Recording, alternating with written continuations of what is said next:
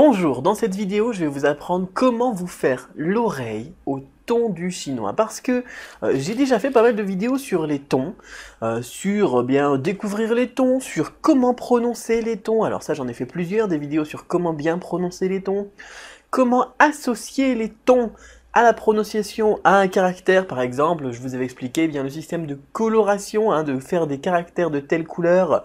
Sur l'ordinateur, c'est très facile, il y a des logiciels qui font ça, il y a des dictionnaires qui utilisent ça, en fonction des tons. Donc les tons, par exemple, premier ton, c'est associé à la couleur rouge, deuxième ton, c'est la couleur jaune, troisième ton, c'est la couleur verte, quatrième ton, c'est la couleur bleue, etc., etc. Ça, c'est très utile. Vous avez aussi appris, comment associer donc les tons à des caractères, mais là sans utiliser les programmes informatiques que l'on peut donc utiliser, par exemple lorsque l'on écrit à la main avec l'idée de l'utilisation, l'optimisation de vos trois mémoires, la mémoire auditive, la mémoire visuelle et la mémoire mécanique. Lorsque l'on écrivait les caractères sur des grilles d'écriture, ça prenait juste 1 minute par jour, etc.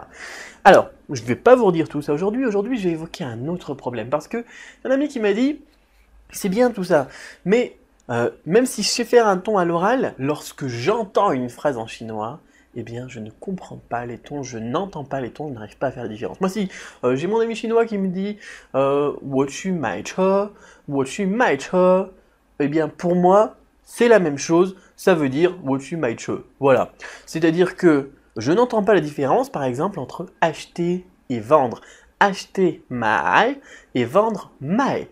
Alors, on a une différence entre un troisième et un quatrième ton, et le problème c'est que, comme moi, lorsque j'ai commencé à apprendre le chinois, on n'entend aucune différence. Pour moi, c'est mai dans tous les cas, M-A-I, de toute façon, il n'y a pas de ton, ça change rien, voilà. Non, pas du tout, il y a effectivement une grosse différence entre dire je vais aller acheter une voiture et je vais aller vendre ma voiture, vous voyez, il y a quand même une différence, il y a un fossé, et encore ça c'est qu'un exemple parmi d'autres, bon même si celui-là il est très connu, c'est un problème effectivement de ne pas entendre les tons. Alors comment est-ce qu'on peut se faire l'oreille pour entendre les tons? Je vais vous donner plusieurs astuces dans une petite fiche PDF pour pouvoir booster votre écoute. Parce que souvent je vous ai parlé donc de l'écriture des caractères, souvent je vous ai parlé de l'oral, et maintenant il va être temps d'attaquer un petit peu des petites vidéos aussi sur l'écoute de temps en temps. On va peut-être faire une par semaine, donc de nouvelles vidéos sur comment booster la compréhension orale. Alors, par exemple, lorsque vous allez prononcer les caractères, vous allez les stéréotyper. Ça va vous aider à booster votre écoute.